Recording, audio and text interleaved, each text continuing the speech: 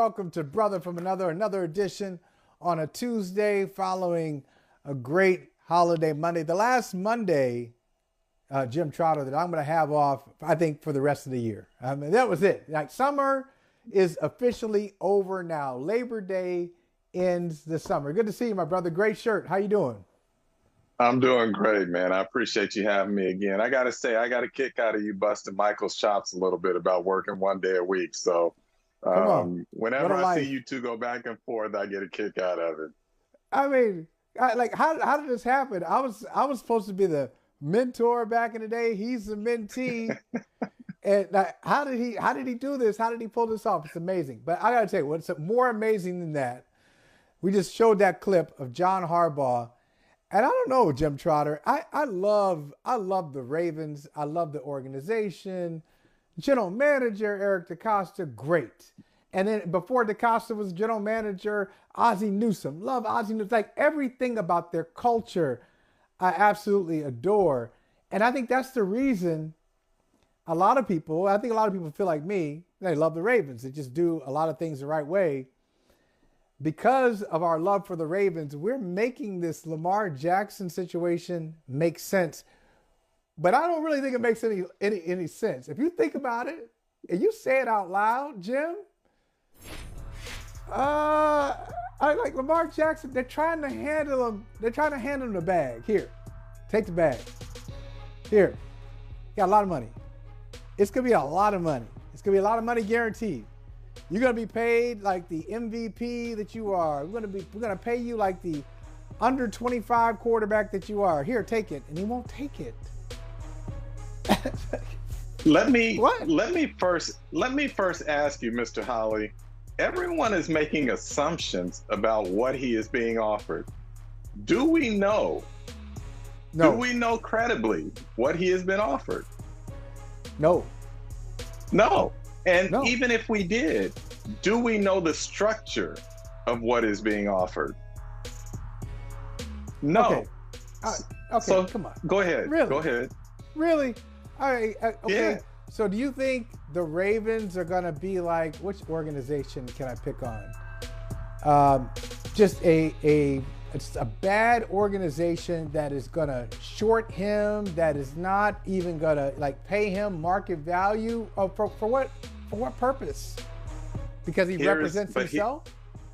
No, but here is the point again. The Ravens and most NFL teams, all except for the Cleveland Browns, have a structure that they want to operate under. I am assuming here because I do not know the details of what offer the Ravens have made to Lamar. But Lamar is going to operate off of what?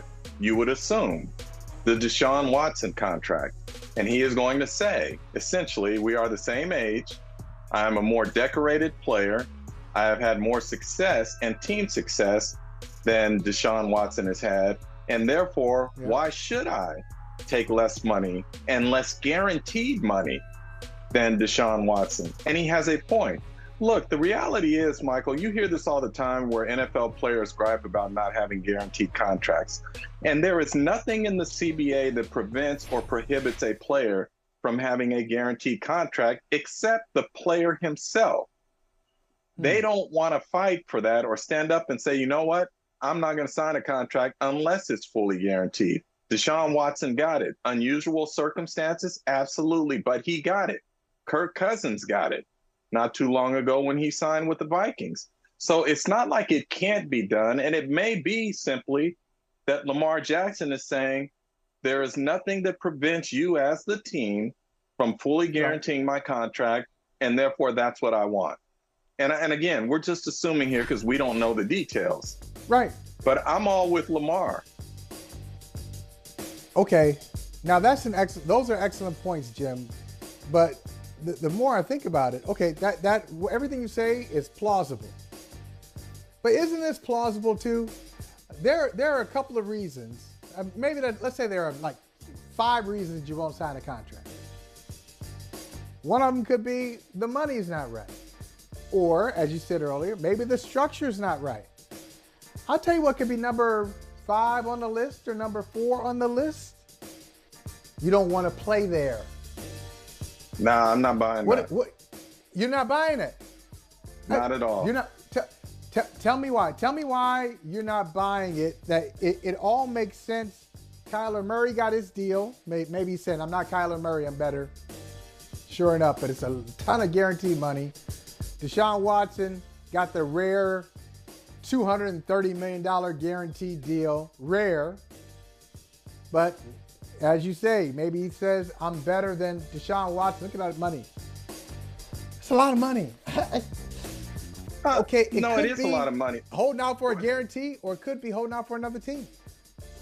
No, I don't buy the other team logic from this standpoint. As you have said, the Ravens are a first-class organization. Everybody knows that. They treat their players right. They win games. And secondly, they have built this offense around Lamar Jackson.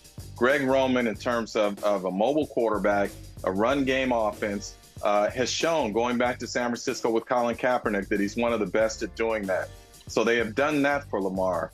And lastly here, Lamar Jackson has always been upfront and honest whenever he has addressed the media. When he speaks on something, it is usually, I shouldn't say usually, every time that I know, I've never known him not to be genuine and forthright when he comments on something and gives his opinion.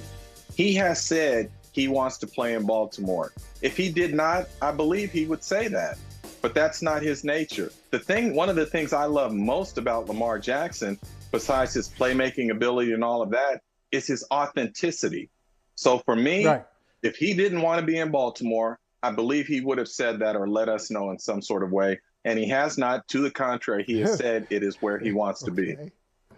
Let us know in some kind of way, like not signing a contract. I don't know. Like, look, Jim. It's I'm funny. Just telling you, that's the only point you can pull out on that. I know, but it's the major point, because it would make me nervous. And maybe I'm just projecting of putting myself in a situation. If I'm trying to get a valuable employee, not only a valuable employee, my most valuable employee, to sign the deal, and the employee does not sign the deal, and I'm trying to structure everything in my organization, as you pointed out, everything is around Lamar Jackson, the way they play, the way they run the ball, the trade that they just made with Arizona, Hollywood Brown out. And not that he had any beef with Lamar Jackson, but DeCosta said it. He said in the draft, he didn't want to be there. Hollywood Brown didn't want to be there. Can I ask you a question, Mr. Holly? Can I ask you a question? Yes. When you were doing your deal with NBC Peacock, if they had not paid you what you wanted, if they had not structured your schedule, the show in a way that you wanted, would you have signed the contract?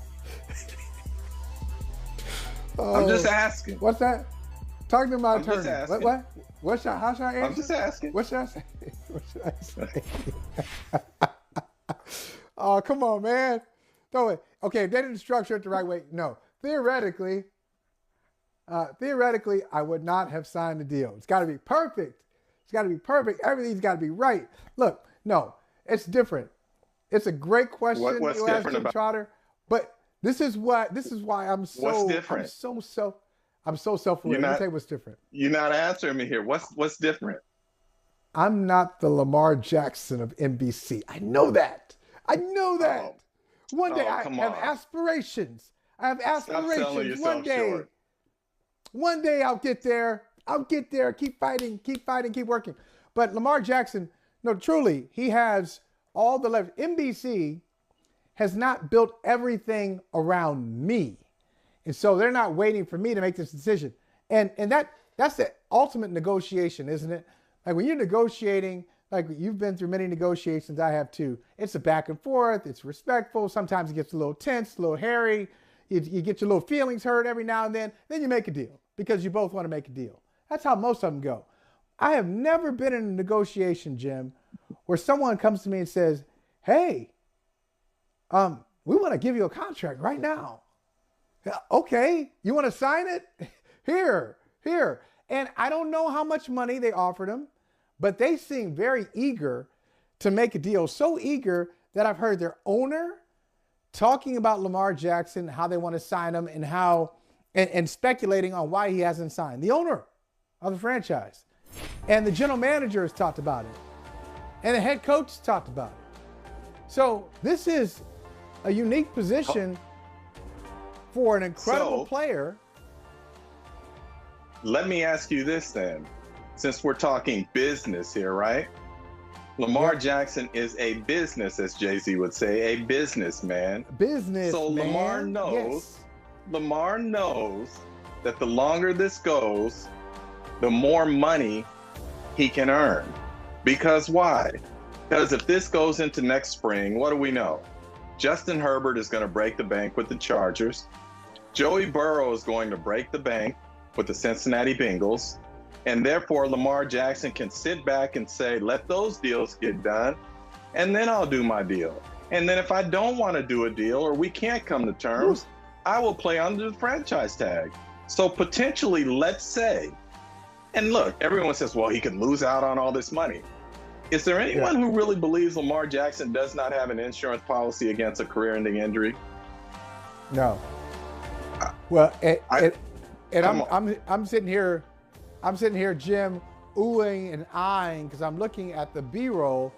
For those of you watching on Peacock TV, you see what I'm seeing, but listening on Sirius XM Channel 85, we're showing some clips of Lamar Jackson, and they're pretty damn impressive. And it leads me to this. We talked about the money, and you're right. There's a business aspect of this deal, and I do want to congratulate him for kind of setting the standard for representing himself. I know he's not the only player who's done it.